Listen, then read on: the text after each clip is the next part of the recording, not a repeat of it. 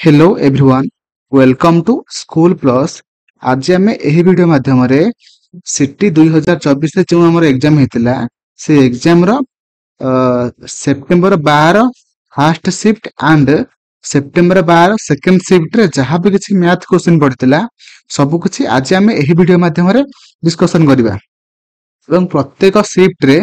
15 लेखाएं question पड़ता math question और ता सहित मुझे कही रखी सिटी सिलेबस आम ओटीटी सिलेबस आउ जेटी हो कि एसएसटी सेवक सेविका हो सबुथिर माने जो मैथ सिलेबस सब किछि सेम अछि। सेथिपाई आपण माने यदि एई क्वेश्चन को आपण माने करि पाछंती तो ताहले आपण माने ओटीटी हो कि जेटी हो कि हम एसएसटी रो सेवक सेविका एग्जाम हो एसएसटी जेटी हो सबु सेई मैथ क्वेश्चन आपण माने भलरे करि परिबे। एवं ता सहित जो माने 2026 रे जो माने सिटी परीक्षा देबे सेमानक पई मध्य एही क्वेश्चन बहुत हेल्पफुल हबो काहे ना एटा सिटी क्वेश्चन बुझिपाले कि नै काहे ना एटा सिटी क्वेश्चन। तो मोर आशा आपण माने सब वीडियोटा को फास्ट रो लास्ट से देखिबे बिना स्किप करके देखिबे। ओके चलनु तो वीडियो स्टार्ट करिबा। सब क्वेश्चन को आपण माने देखंतु केमिति करिवे हला बेसिक वे रे हम बुझिबा काहे ना कांसेप्ट बुझिबा खाली शॉर्टकट करले हबो नाही कांसेप्ट बुझिबा तापर हम माने करिबा काहे ना एटा यदि आपण माने करि दउछंती आपण माने अपकमिंग जहां भी एग्जाम होना काहे कि आपण माने हार मानिबे नाही सब क्वेश्चन को आपण माने ठीक भाबरे करि परिबे। ओके चलनु वीडियो स्टार्ट करिबा। प्रथम क्वेश्चन आपण माने देखि पारतबे आपण मानकर स्क्रीन सामने अछि कहिछि late x and y be two set such that x union b is equal to x then x intersection y is equal to yes देखंतु देखंतु x union b देछि माने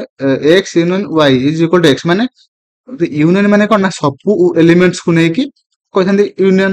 हला तो यूनियन टा x यूनियन y जोटा केते कोन कहिछि ना हमर x कहिछि माने आपण माने कोन जानिले एठारु जानिले कि हमर x टा होउछि हमर सबुठारु बड़ सेट हला माने लार्ज सेट हला जोथरे कि हमर सब उपादान अछि मैं आउ कोन जानले ना ए y रो सब उपादान x रो अछि सेति हमर x हमर हे गेला जोटा कि x यूनियन y देखो सबटा बड़ सेट जदि x हला तो माने स्मॉल सेट कोठा हबो y हबो काहे ना मैं कोन जानले ना y रो सब एलिमेंट्स जोटा कि x रो अछि सेति हमर x intersection b sorry y is equal to कोन हबो ना y हबो हला जदि हमर x टा बड़ हेछि बोली अछि बोली तो x हला यूनियन टा इंटरसेक्शन कोन हबो ना y हबो हला काहे ना y रो सब उपादान एलिमेंट सब x रो अछि। ओके सेति हमर सठिक आंसर कोन हेछो ना y हला सठिक आंसर कोन हेछो ना होछ हमर y हेछो हला देखि पारथबे आपण मान सठिक आंसर एठी कोन हेछो y अछि हला। तो परवर्ती क्वेश्चन मुझे परवर्ती क्वेश्चन कहिछि हमर एटा 19 रो स्क्वायर माइनस 529 रो रूट ओवर 1/2 माने कोन रूट ओवर हला प्लस 256 रो to the power 1/4 is equal to केते हबो बुझि पाइले कि नै हमें सॉल्व करिवा केमिति हमें करिवा देखंतु क्वेश्चन देखंतु केमिति हमें माने करिवा देखंतु अब फर्स्ट हमें 19 रो स्क्वायर केते 361 माइनस 529 रो रूट ओवर केते हबो ना केते हबो ना होछि 23 बा 23 रो स्क्वायर केते ना 529 तापर प्लस हमरा 256 रो टू द पावर 4 माने केते ना तो हम माने 416 4 4 4 आसी होला 4 4 गुणले हमरा केते होछि ना 256 होछि तो एटा को हम माने 4 4 गुटे नबा काहे कि ना 1/4 अछि माने 4 गुट 4टा 4 गुटे 4 नबा तले हमरा एटा 4 बाउछि एटा 4 लिखिबा ताहले 361 रु हम जदि 33 फेडिबा केते हबो 23 फेडिबा 300 केते हबो 38 हबो प्लस 4 हबो तापरे 300 केते हबो 45 जोटा कि हमरा ऑप्शन देखिबा ऑप्शन केते रो अछि 342 हां option C will be right answer 342 हैला बोरा से आपण मन समस्त भलो भाबरे बुझि पारथिबे। तो परवर्ती क्वेश्चन को जिबा परवर्ती क्वेश्चन कहिछि कि हमरा if the rate of interest is 5% compounded quarterly what will be the approximate amount if we invest 5000 टका for 1 year देखंतु एटा टे कॉम्प्लिकेटेड अछि माने कैलकुलेशन टा किंतु करबा हला अप्रोक्सीमेट कहिछि देखंतु हम माने कोन करे ना हमर एठी p दे देछि केते p देछि केते ना 5000 तापर कहिछि हमर आर केते देछि रेट ऑफ इंटरेस्ट जोटा कि 5%, टाइम देछि 1 ईयर, तापर आउ देछि केते ना एन जोटा कि हमर माने गोटे वर्ष रे केते थर से सुध आदाय करबो। तो हमर फार्मूला हम जानछिन कोन ना amount is equal to P into 1 plus R to the power R by N to the power N T हैला।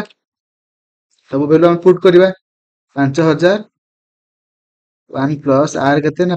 5 एन केते 4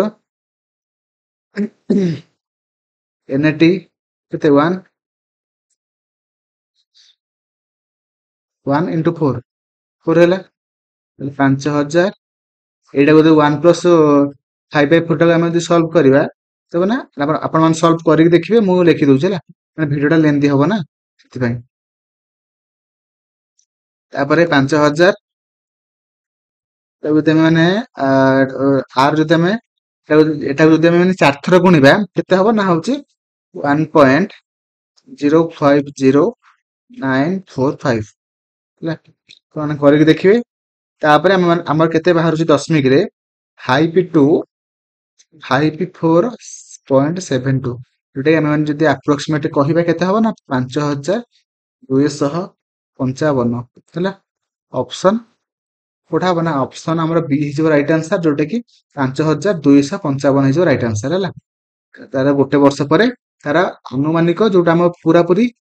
मूलधन सहित सुध मिसी केते टका हबो अमाउंट हबो 5255 हैला। Option B will be right answer. मोर आशा आपण मान समस्त भलरे बुझी पारथिबे। तो परवर्ती क्वेश्चन जिबा परवर्ती क्वेश्चन कहिछि देखो दुई पूर्व जो क्वेश्चन दा अधिक माने कैलकुलेटिव हैला देखि करियो न छाड़ देबे नहले ना बहुत माने छिडू नै बुझ पाइले कि नै दशमिक रो अधिक आछि। तो आपण माने जदि गोटे टाइम गोटे मिनिट मिलछु माने गोटे मिनिट मिलछु गोटे क्वेश्चन को एटा केमि करिवे जार टाइम हबो से करियो न को छाड़ दबो। तो परवर्ती क्वेश्चन को जिबा परवर्ती question कहिछि an equatorial equilateral triangle is such that P and Q are midpoint of side AB and AC and PQ is parallel to BC. If length of PQ is 10 centimeter, then what is the length of BC? देखो triangle अच्छे लगी triangle अच्छे उटा कि हमर कोन ना A B C बुझि पाइले। तापर कहिछि कि हमर पी क्यू दिटा मिड पॉइंट कहार ना ए बी बाहुर एसी बाहुर पी एंड क्यू हमर काटन देली जोटा कि हमर पी क्यू टा जोटा हमर बाहरला सेटा कहा सहित पैरेलल ना हम बीसी सहित पैरेलल पैरेलल हैला। जोटा कि पी क्यू रो हमर माप केते पी क्यू होउछि हमर लेंथ होउछि 10 सेंटीमीटर बुझिला। Then what is the length of BC माने बीसी रो लेंथ पचार देखंतु हमर एक कांसेप्ट अछि mid point concept the theorem हमर इक्वेटोरियल ट्रायंगल रो माने हमर जदी एटा पी क्यू हैला जति के हबो बा पी क्यू एति के हबो एवं ता सहित हम कहि परिबा कि P Q is equal to 1/2 PC बुझ पाइले एटा हमर कांसेप्ट अछि हैला। एटा आपण मान जदी जानि नाहंती मने रखिबे किनटा हमर फार्मूलाटा हैला। पी क्यू हमर केते देछि ना होछि 10 सेंटीमीटर देछि बाहर करबे कोन बीसी बाहर करबा ताले बीसी इज इक्वल टू केते बाहरिबो ना बीसी इज इक्वल टू हमर 10 रे 2 गुणले केते 20 हबो जोटा कि हमर ऑप्शन कथा हबो option D will be right answer जोटा कि 80 ऑप्शन डी रे अछि 20 सेंटीमीटर हैला। Option D will be right answer. परवर्ती क्वेश्चन को जिबा परवर्ती question कहिछि which in 3 years the ratio of edges of P, Q and R will be 4 is to 5 is to 3. The sum of the square of their present edges is 1973. What is the present age of Q? हैला कहिचला बुझि पाइले कहि 3 वर्ष रे P, Q एवं R रो बयस रो अनुपात केते ना 4 is to 5 is to 3 सेमानकर वर्तमान बयसर वर्गर समष्टि होउछि केते ना होउछि 1973 तेबे कहि जे क्यू रो वर्तमान बयस केते देखो फास्ट हम कोन करिवा ना होउछि सेमानकर प्रेजेंट एज को केते नै जिबा ना केते नै जिबा सॉरी माने एटा हमर नै जिबा कोन एटा फ्यूचर एज टा ଯୋଉଟା କି 4x 5x ଆଉ 3 ବର୍ଷ ପରର ଏଜ ର ରେସିଓଟା ଏଟା ହେଲା 3x। ତ ଯଦି ଆମେ ଏମାନଙ୍କର ମାନେ ପ୍ରେଜେଣ୍ଟ ଏଜ ବାହାର କରିବା, କାହିଁକି ନା ଏଟା ହଉଛି 3 ବର୍ଷ ପରେ ଏତିକି ରେସିଓ। ତ ଯଦି ପ୍ରେଜେଣ୍ଟ ଏଜ ବାହାର କରିବା କେତେ ହବ ନା 4x minus 3 5x minus 3 3x minus 3। ତ ଏମାନେ ତିନି ଜଣଙ୍କର ସ୍କୋୟାର ସମଷ୍ଟି, ସ୍କୋୟାର ସମଷ୍ଟି ଯୋଉଟା କେତେ ହବ ନା ହଉଛି 1973 ହବ। ବୁଝିପାରିଲେ? ଏବେ ଆମେ ସବୁ ବାହାର କରିବା କି 16x square minus 9 plus 9 minus କେତେ 24x ପ୍ଲସ 25x ର square plus 9 minus 30x plus 9x ର square minus 9 plus 9 minus 18x is equal two 1973। 16x square plus 25x square plus 9 ର x ସ୍କୋୟାର ଯୋଉଟା କି ହବ କେତେ x ର square ଯୋଉଟା କି ହବ 50x ର ସ୍କୋୟାର, ତାପରେ ମାଇନସ ଏଟା ମିଶିଲେ କେତେ ହବ 72x ହବ ହେଲା। 72x ତାପରେ ସେପଟିକି ଯଦି ଆମେ ମାନେ କେତେ ନବା, ଏପଟେ ମିଶି କେତେ ହଉଛି 27 ଇଜ ଇକ୍ୱାଲ ଟୁ 1973। ବୁଝିହେଲା? ତାପରେ 50x ର ସ୍କୋୟାର ପ୍ଲସ ମାଇନସ 72x ଏଟା ସେପଟିକି ପଳେଇଲେ ମାଇନସ 27 এটা କେତେ ହବ ନା ହଉଛି 1946 ହେଲା। ତାହେଲେ ଆମର ଇକ୍ୱେସନରେ କେତେ ବାହାରିଲା 50x ର square minus 72x is minus ଏପଟେ ଯୋଉ 1946 ଟା ଏପଟେ ପଳେଇଲେ ମାଇନସ ହେଇଯିବ 1946 ଇଜ ଇକ୍ୱାଲ ଟୁ 0। ଲିଭେଇ ଦବା ତାପରେ କରିବା ହେଲା।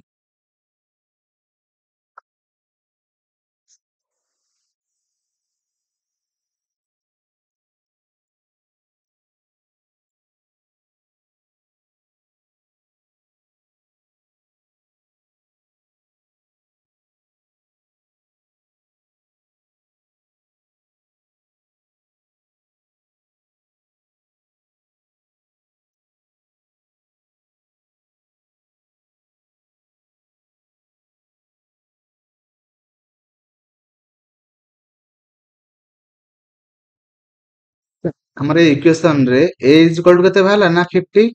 b ଇଜ ଇକ୍ୱାଲ ଟୁ କେତେ ବାହାରିଲା ନା ମାଇନସ 72 ବାହାରିଲା, c ଇଜ ଇକ୍ୱାଲ ଟୁ କେତେ ବାହାରିଲା ନା ମାଇନସ 1946 ବାହାରିଲା। ଏବେ ଆମେ ଜାଣିଛନ୍ତି କଣ ଫର୍ମୁଲା ନା ମାଇନସ b ପ୍ଲସ ର minus b square minus 4ac ତ root over is divided by 2a। ଏଇଟାକୁ ନେଇ ଆମେ ମାନେ ବାହାର କରିପାରିବା ହେଲା। ମାଇନସ ବି କେତେ ନା ମାଇନସ ମାଇନସ ଏଟା ପ୍ଲସ ହେଇଯିବ 72, ଏଟା ଲିଭେଇ ଦବା ଏଟା।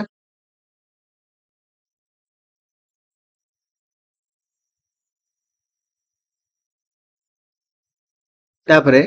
ପ୍ଲସ ର ମାଇନସ ରୁଟ ଓଭର ଷ୍ଟାର୍ଟ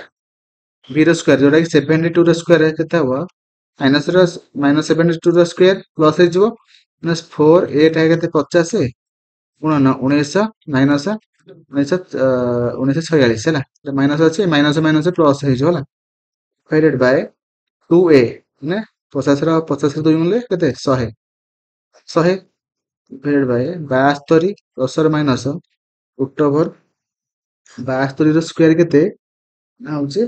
ଏଇଟା ଯଦି ଆମେ ମାନେ ପୁରା ସଲ୍ଭ କରିବା କେତେ ବାହାରିବ ଆପଣ ମାନେ ଦେଖିବେ ଯୋଉଟା କେତେ ବାହାରିବ 584 ହେଲା।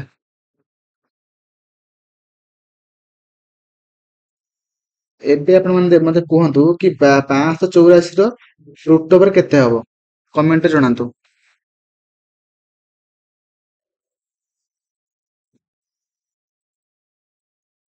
ଡିଭାଇଡେଡ ବାଇ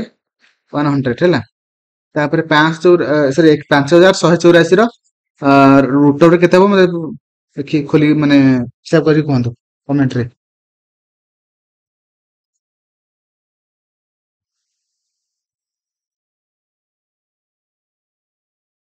ଏଇଟାକୁ ଆମେ ଯଦି ସଲ୍ଭ କରିବା କେତେ ବାହାରିବ ନା x ଇଜ ଇକ୍ୱାଲ ଟୁ 7 ବାହାରୁଛି ହେଲା। 7 ବାହାରୁଛି ହେଲା। ଆପଣ ମାନେ ହିସାବ କରି ଦେଖନ୍ତୁ ହେଲା। ତାପରେ ଲିଭେଇବା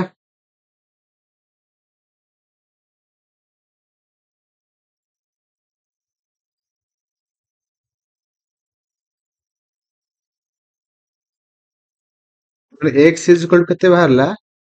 x इज इक्वल टू केते बाहरला ना 7 बाहरला ହେଲା 7 ବାହାରୁଛି ତେବେ ଦେଖନ୍ତୁ q ଟା ଆମର କେତେ ଆମେ ନେଇଛନ୍ତି q ଟାକୁ ଆମେ ନେଇଛନ୍ତି କେତେ ନା 3x ନେଇଛନ୍ତି ହେଲା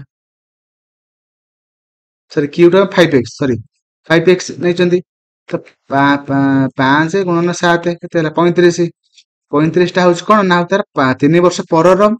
ଏଜ୍ ହେଲା କିନ୍ତୁ ଆମେ ମାନେ ପ୍ରେଜେଣ୍ଟ ଏଜ୍ ବାହାର କରିବା ପାଇଁ କହିଛି ଏଠି ତ 35 ଆମେ ମାନେ କଣ କରିବା 3 ଫେଡିଦବା ଯୋଉଟା କି 32 ବୁଝିପାରିଲେ ଆମର କଣ ବାହାରିଲା ନା ହଉଛି 32 ଏଜ୍ ଯୋଉଟା କି କ୍ୟୁ ର ପ୍ରେଜେଣ୍ଟ ଏଜ୍ ହଉଛି କେତେ ନା 32 ହେଲା ତ ଅପସନ ଯୋଉଟା କି ଆମର ଏଠି ଅଛି option B will be right answer 32 ହେଲା ତ ଏଠି କାଲକୁଲେଟିଭ ଅଛି ଟିକେ ଦେଖିକି କରିବେ ମୋର ଆଶା ଆପଣ ସବୁ କିଛି ବୁଝିପାରୁଥିବେ ସେଇଟା ଏଇ କ୍ୱେଶ୍ଚନ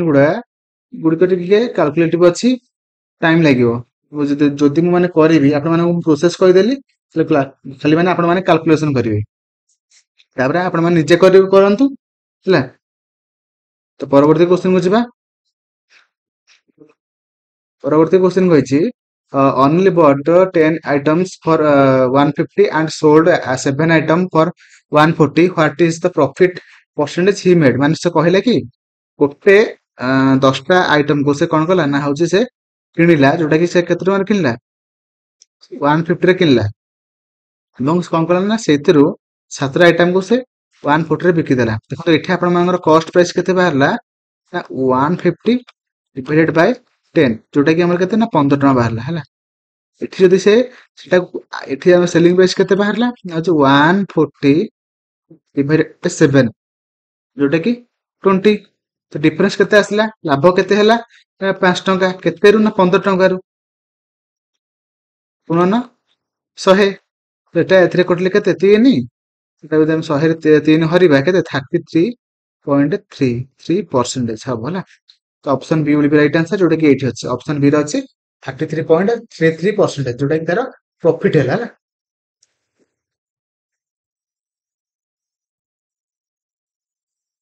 ତ ପରବର୍ତ୍ତୀ କ୍ୱେଶ୍ଚନ କହିଛି ଏଇଟା ଦେଇଛି କି ଆମର ଡ୍ୟାସ୍ ଆର ଏଇଟା ଡ୍ୟାସ୍ ଜାଗାରେ ଆମେ ମାନେ କେତେ ହବ ସଂଖ୍ୟା ଦବା ଯୋଉଟା କି ତାର ସ୍କୋୟାର ପ୍ଲସ୍ 5 ର କ୍ୟୁବ ଇଜ ଇକ୍ୱାଲ ଟୁ 22 ର ସ୍କୋୟାର ମାଇନସ 35 ଦିଟାଙ୍କ ଇକ୍ୱାଲ ଟୁ ହବ ତ କଣ କରିବା ତାହେଲେ ଆମେ ସେଟା କିଛି ନାହିଁ ମାନେ x ନବା x ର ସ୍କୋୟାର ପ୍ଲସ୍ 5 ର କ୍ୟୁବ ଇଜ ଇକ୍ୱାଲ ଟୁ 22 ର ସ୍କୋୟାର ମାଇନସ 35 x ର ସ୍କୋୟାର ଇଜ ଏଟା କେତେ 5 ର କ୍ୟୁବ କେତେ ନା 125 ତ 22 ର ସ୍କୋୟାର କେତେ ଟିକେ 22 ର ସ୍କୋୟାର କେତେ ନା ହବ 484 ମାଇନସ 35 ଏପଟେ ଯୋଉ 5 ର କ୍ୟୁବ ଟା 125 ଟା ଯଦି ଏପଟିକି ଗଲା ମାଇନସ 125 ହେଇଯିବ 884 884 ଏଟା ଯଦି ଆମେ ମାନେ ଫେଡିବା କେତେ ହବ ନା 324 ହବ ହେଲା 324 ହଉଛି ତ x ର ସ୍କୋୟାର ଇଜ ଇକ୍ୱାଲ ଟୁ ଯୋଉଟା କି 324 ହଉଛି ହେଲେ x ଇଜ ଇକ୍ୱାଲ ଟୁ 324 ର ରୁଟ ଓଭର ଯୋଉଟା କି ଆମର କେତେ ବାହାରିବ ନା 18 ବାହାରିବ ବୁଝିଲା 18 x ଇଜ ଇକ୍ୱାଲ ଟୁ 18 ହେଲେ ଆମେ ମାନେ ଏଇଠି କେତେ ଲେଖିବା ନା x ଇଜ ଇକ୍ୱାଲ ଟୁ 18 ଲେଖିବା ହେଲେ ଆମେ ମାନେ କଣ ଜାଣିଲେ ନା 18 ଅପସନ ଯୋଉଟା କି ଆମର a ର ଅଛି ଜାଣିପାରୁଥିବେ ଅପସନ a ର ଅଛି ଯୋଉଟା କି 18 18 is will be right answer ହେଲା 18 will be right answer ଯୋଉଟା ଅପସନ A ହେଲା ତା ପରବର୍ତ୍ତୀ କ୍ୱେଶ୍ଚନ କୁ ଯିବା ପରବର୍ତ୍ତୀ କ୍ୱେଶ୍ଚନ କହିଛି a sum is distributed among p q and r in the ratio 5:3:2 p divided its part between x and y in the ratio 7:5 what is the ratio of r share to x share ହେଲା ଦେଖନ୍ତୁ ଏଠି କଣ କହିଛି ନା p q r ଯୋଉଟା କି କଣ କଲେ ନା କହୁଛି ସେମାନେ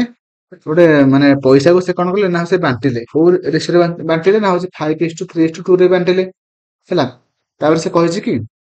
ବାଣ୍ଟିଲା ପରେ ପି ଭାଗରେ ଯେତିକି ଟଙ୍କା ବଳିଲା ହେଲା ସିଏ ପୁଣି ଆଉ ଦି ଜଣଙ୍କୁ ବାଣ୍ଟିଥିଲା ଏକ୍ସ ଆଣ୍ଡ ୱାଇ କୁ ବାଣ୍ଟିଥିଲା କୋଉ ରେସିଓରେ ବାଣ୍ଟିଲା ନା ହଉଛି 7:5 ମାନେ ରେସିଓରେ ବାଣ୍ଟିଦେଲା ଦେଖନ୍ତୁ ଫାଷ୍ଟ ଆମର ପି କ୍ୟୁ ଆର ତିନିଟା ରେସିଓ ବାଣ୍ଟିଲା କେତେ କେତେ ରେସିଓରେ 5:3:2 ରେ ବାଣ୍ଟିଲା ଏବଂ ତାପରେ ଏଇ ଯୋଉ ପି ଯୋଉ 5 ମାନେ ଭାଗ ପାଇଲା ସେଟାକୁ ସେ କଣ କଲା ନା ହଉଛି ସେ ପୁଣି 7 ରେସିଓରେ 7:5 ରେ ବାଣ୍ଟିଦେଲା ଦେଖନ୍ତୁ ଫାଷ୍ଟ ଆମେ କଣ କରିବା ନା 7 ଆଉ 5 ରେ ଦିଟା ଆମର କଟୁଥିବା ଗୋଟେ ସଂଖ୍ୟା ବାହାର କରିବା। ଯେମିତି କି ଏଟା ଆମର କଟୁଥିବ। ତ କଣ କରିବା? ଦେଖନ୍ତୁ ଆମେ ମାନେ 5 ଅଛି ହେଲା। ତ ଏ ଦିଟାଙ୍କର ଆମେ କେତେ ନବା? ଏଟାକୁ ଏମିତିରେ ଭାଗ ଏଇଟାକୁ ଆମେ ମାନେ ଏଇ ଯୋଉ ଭାଗଟାକୁ ଆମେ ମାନେ କଣ କରିବା ନା ଏଟାକୁ ଆମେ ମାନେ ଏମିତି ଗୋଟେ ସଂଖ୍ୟା ବଡ ସଂଖ୍ୟାଟେ କରିଦବା ଯୋଉଟା କି ସେଟାକୁ ଆମେ ମାନେ ଭାଙ୍ଗି ପାରୁଥିବା 7 ଆଉ 5 ବୁଝିପାରିଲେ କି ନାଇଁ? ତ ଏଠି କଣ କରିବା ନା ଆମର 12 ଗୁଣିବା କେତେ ହେଲା 12 ପଞ୍ଚା 60 ବୁଝିପାରିଲେ? 60 ହେଲେ ଏଠି କେତେ ହେଲା ନା ଏଠି ହଉଛି 5 ଅଛି ମାନେ ତାର ଟୋଟାଲ କେତେ ଭାଗ ହେଇଗଲା ନା 60 ଭାଗ ହେଇଗଲା। 60 ଭାଗଟାକୁ ମାନେ 7:5 ରେ ଭାଙ୍ଗିବା ମାନେ ଭାଗ କରିବା। 7 ପ୍ଲସ 5 ଏଟାକୁ ଆମେ x ନବା 7x ପ୍ଲସ 5x ଯୋଉଟା କି ଆମର କେତେ ହଉଛି ନା 60 ହଉଛି। ଏଟାକୁ ଆମେ ମାନେ 60 ଭାଗ କରିଦେଲେ 5 ଭାଗଟାକୁ 12 ଗୁଣି ଦେଲେ 60 ଭାଗ ହେଇଗଲା। କାହିଁକି ନା 7 5 12 12ଟା ଏମିତି କଟୁଥିବ ବୁଝିପାରିଲେ କି ନାଇଁ? ନ କଟିଲେ ତ ହେଇପାରିବନି ନା। ତ 7x plus 5x is equal two 60 ହେଇଗଲା। ତ ଏବେ ମାନେ ଯୋଉଟା ମିଶିକି ହବ କେତେ 12x ହବ ଇଜ ଇକ୍ୱାଲ ଟୁ 60 ତ x is equal two 60 divided by 12 ହେଲା 12 ଖାଲି 12 ହେଲା। x ଇଜ ଇକ୍ୱାଲ ଟୁ ଯୋଉଟା କି 60 ରେ ଯଦି ଆମେ ମାନେ 12 ମାନେ ହରଣ କରିବା ଯୋଉଟା କି 5 ହଉଛି। ମାନେ କଣ ନା ଏଟା ହେଲା ଏଟା କେତେ ନା 35 ଏଟା କେତେ ବାହାରିଲା ନା ଏଟା ହଉଛି କେତେ 25। ତ ଏଇ ଦିଟାଙ୍କର ସେ ରେସିଓ ଏବେ ସେ ପଚାରୁଛି ହେଲା। x ର ମାନେ x ର ଭ୍ୟାଲୁ କେତେ 5 ବାହାରିଲା।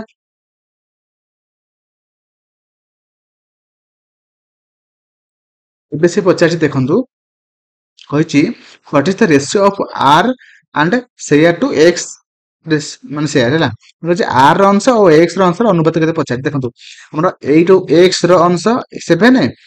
y ର ଅଂଶ ମାନେ 5 ଥିଲା। ତାର କେତେ ମାନେ ଆକ୍ଚୁଆଲି କେତେ ବାହାରିଲା ନା 25 ଗୋଟେ ବାହାରିଲା 35 ଆଉ ଗୋଟେ ବାହାରିଲା 25 ହେଲା। ତ ଏବେ ସେ ପଚାରିଛି ଆମର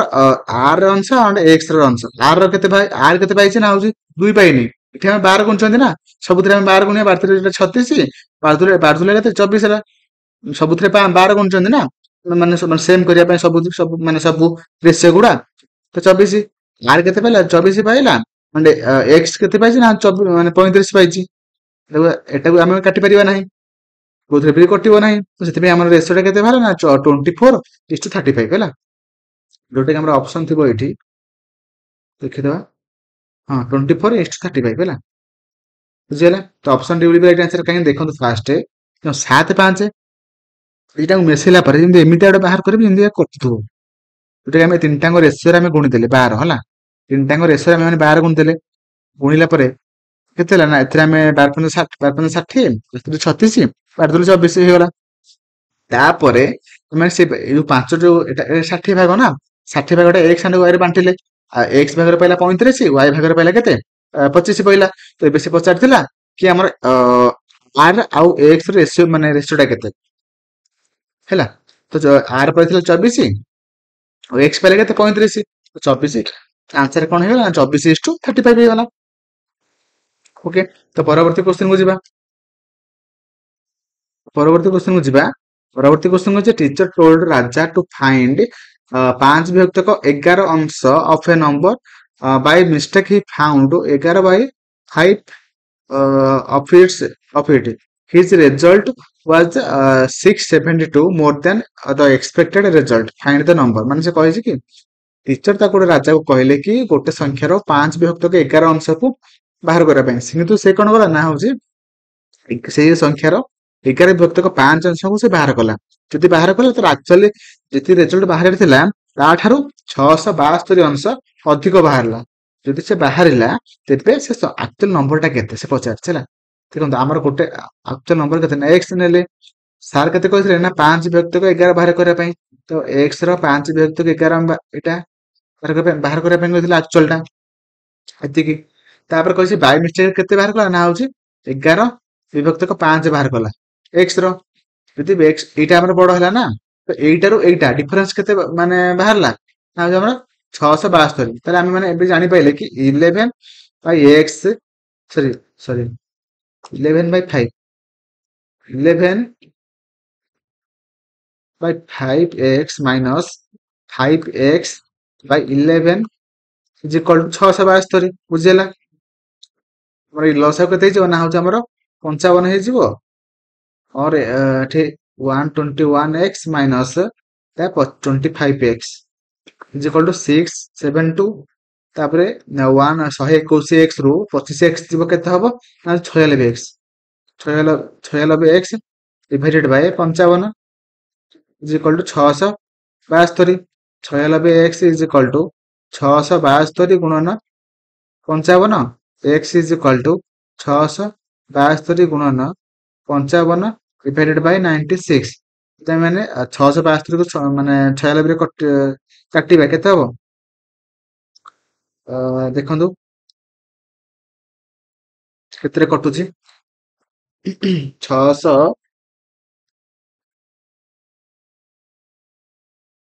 672 हरण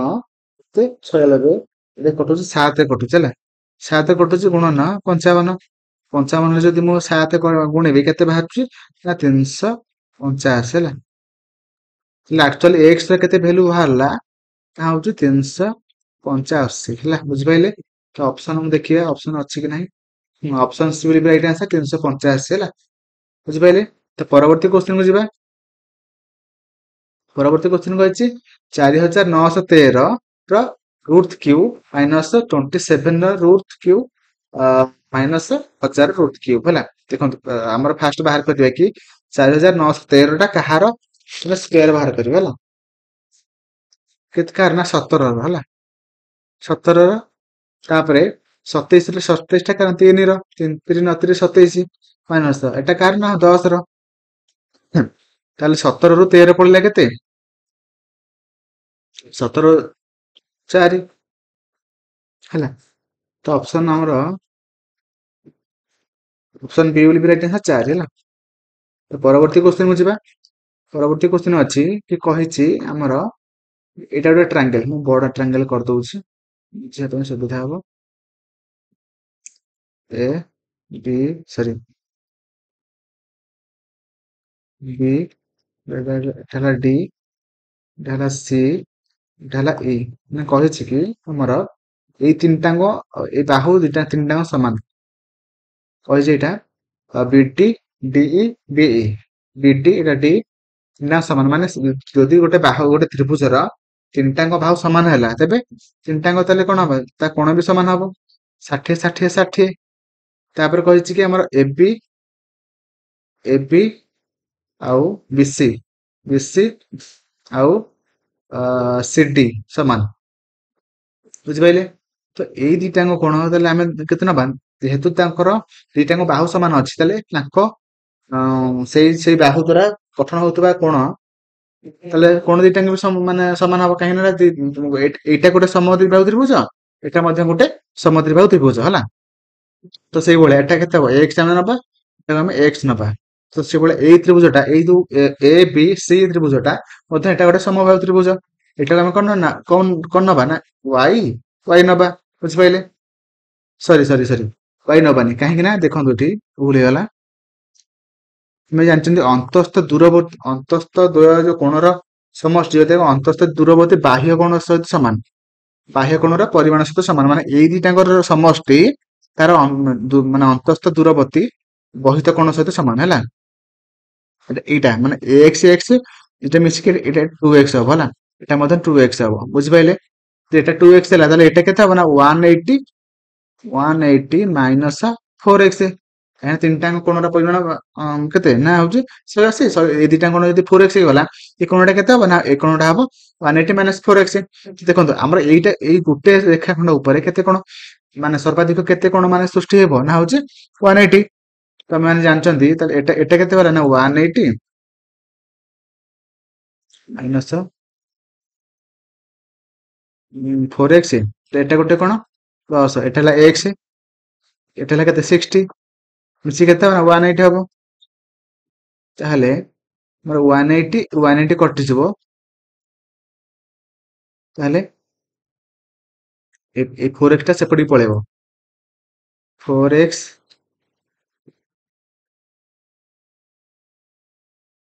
4x ସେପଟିକି ପଳେଇଲେ x ଟା ମାଇନସ ହେଇଯିବ 60 ତ ଆମର 4x 3x ହେଇଯିବ ଇଜ ଇକ୍ୱାଲ ଟୁ କେତେ 60 x ଇଜ ଇକ୍ୱାଲ ଟୁ କେତେ ବାହାରିଲା ନା ହଉଛି 20 ବାହାରିଲା ଯଦି x ଏଇ x ଟା କେତେ ବାହାରିଲା ନା 20 ବାହାରିଲା ହେଲା ତାହେଲେ ଏଇଟା କେତେ ହେଲା 40 ବାହାରିବ ତ ଆମ କ୍ୱେଶ୍ଚନ କଣ ପଚାରିଥିଲା ନା ହଉଛି ଆମର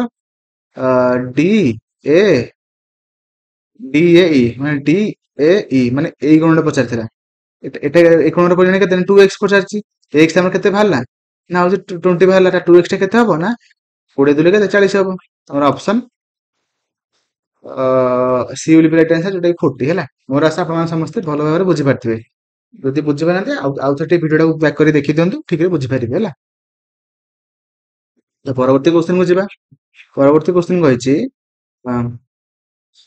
what will be the smallest number that leave a remainder of 2 after division by 12 18 24 60 sorry 33 36 and 64 ଦେଖନ୍ତୁ ଆମର ମାନେ ଏଟା କହିଛି କି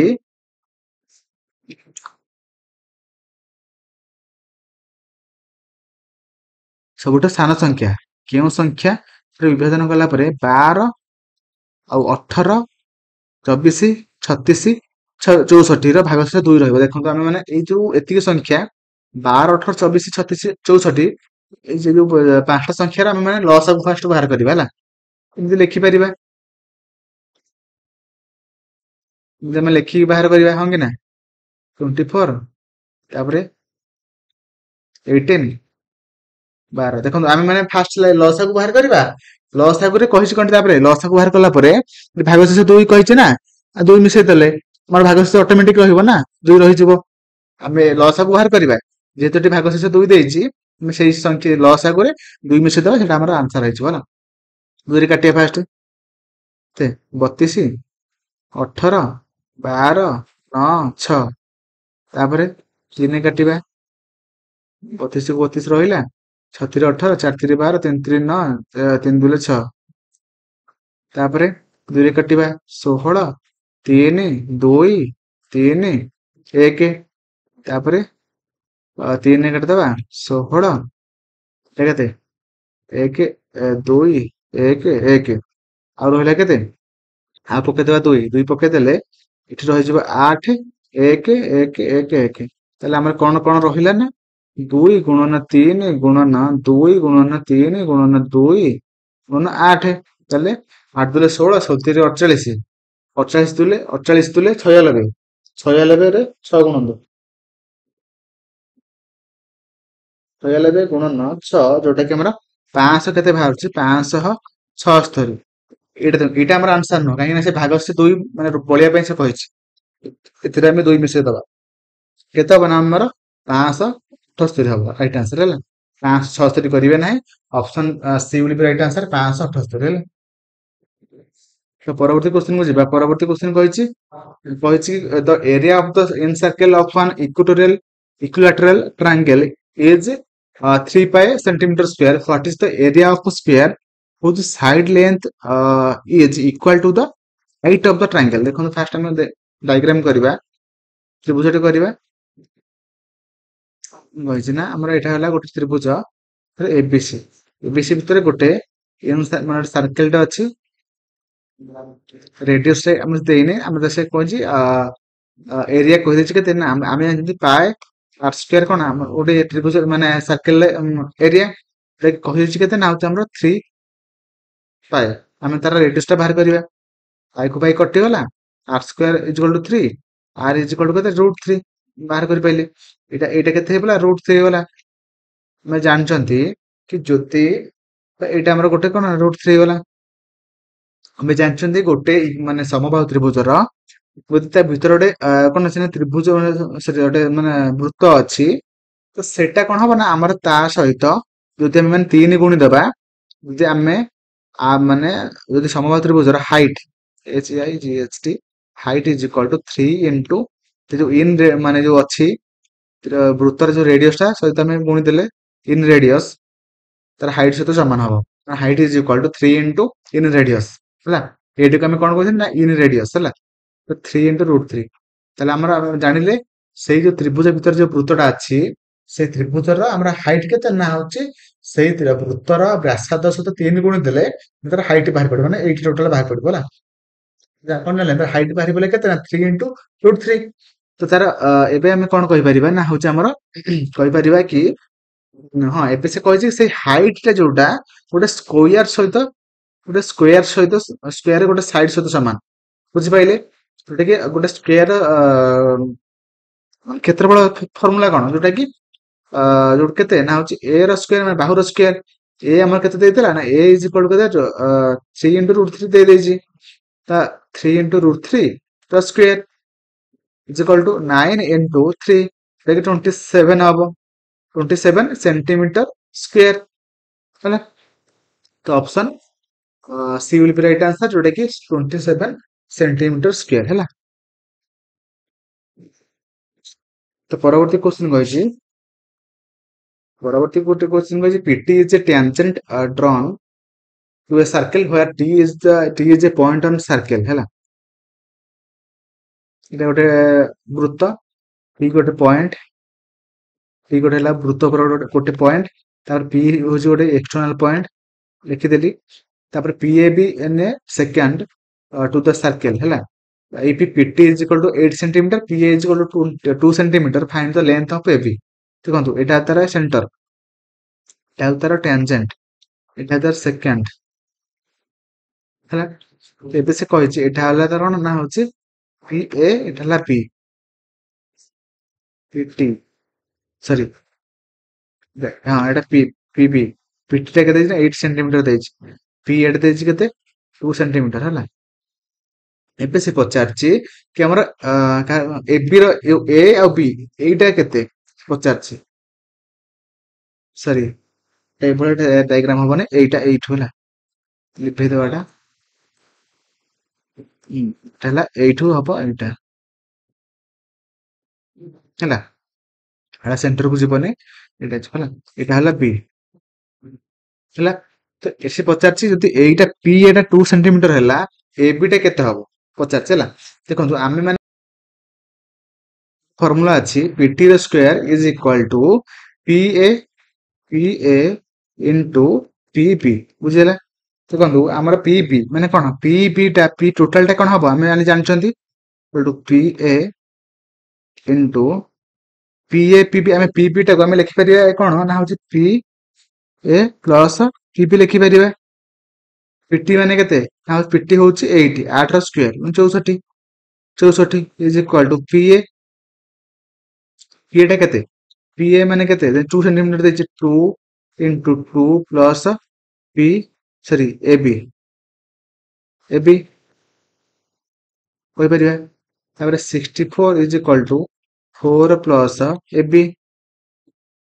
is equal to 64 ରୁ -6 ଯୋଉଟା କି -4 ଯୋଉଟା କି 60 ବୁଝିପାରିଲେ। ସରି ଏ 2 ଟା ଆମର ମଲ୍ଟିପ୍ଲାଇ ଏଠି ବି ହବ 2AB ହେଲା 2 ତାହେଲେ AB is equal to 60 by 2 ଯୋଉଟା କି ଆମର କେତେ 30 ବୁଝିହେଲା। ତ ଆମର AB ଯୋଉଟା କି AB ର ଯୋଉ ଲେନ୍ଥ କେତେ ବାହାରିଲା ନା ହଉଛି ଆମର 30। ଓକେ, ତ ମୋର ଆଶା ଆପଣ ମାନେ ବୁଝିପାରିଥିବେ। ଫର୍ମୁଲା ହଉଛି ନା PT ର square is equal two PA into PB ମାନେ ଟୋଟାଲ ଟା ଆମେ ଜାଣିଛନ୍ତି PA plus PA plus AB ଯୋଉଟା କି PB ହେଇଯିବ ସମାନ ହେଇଯିବ। ତ ଏବେ ଆମେ ମାନେ ପରବର୍ତ୍ତୀ କ୍ୱେଶ୍ଚନକୁ ଯିବା। ତ କହିଛି କି ଏ କ୍ୱାଣ୍ଟିଟି ଅଫ ଟି କଷ୍ଟିଂ ଯୋଉଟା କି 5 ଟଙ୍କା 75 ପଇସା per kg is sold at a gain of 15% and the total gain earned by selling tea is 69 total ହେଲା। what is the quantity of tea sold ମାନେ ସେ କହିଛି କି ଦେଖନ୍ତୁ ଆମର ଦେଖନ୍ତୁ ଗୋଟେ ଜାଣିଛନ୍ତି ଆମେ ଯଦି ସେ କେଜି କେତେ ଟଙ୍କା ନା ହଉଛି କଷ୍ଟ ପ୍ରାଇସ୍ କେତେ ନା 5 ଟଙ୍କା 75 ପଇସା ଏବଂ ସେ ତାର ବିକିବା ଦ୍ୱାରା 15% କଣ ହେଲା କିଣିଲା, ବିକିଲା ପରେ ତାର 15% ତାର ପ୍ରଫିଟ ହଉଛି ଏବଂ ବିକିଲା ପରେ ଟୋଟାଲ ତାର କେତେ ଟଙ୍କା ମାନେ ପ୍ରଫିଟ ହେଲା 69 ଟଙ୍କା ପ୍ରଫିଟ ହେଲା। ଯଦି ପ୍ରଫିଟ ହେଲା what is the quantity of tea ମାନେ କେତେ ଟଙ୍କା ବିକ୍ରି ହେଇଛି ବୁଝିହେଲା କି ନାହିଁ। କେତେ କ୍ୱାଣ୍ଟିଟି ଟି ବିକିବା ଫଳରେ ତାର 69 ଯୋଉ ଟଙ୍କା ଅଛି ତାର ପ୍ରଫିଟ ହେଇଛି। ଏଟା କେମିତି କରିବା ଟୋଟାଲ ଆମେ ମାନେ ଫର୍ମୁଲା ଜାଣିଛନ୍ତି ଜାଣିଛେ ଯୋଉଟା କି total gain per kg is equal to केते हबो ना होची cost price per KG into gain per KG हला बुझला टोटल गेन हम केते जानचोंदी जानना तो फास्ट हम कॉस्ट प्राइस केते ना 5 टंका 75 पैसा गुणन गेन पर केजी केते ना होची केते ना 15% माने 15 डिवाइडेड बाय 100 जोटा कि केते बाहरिबो ना होची 0.8625 बुझला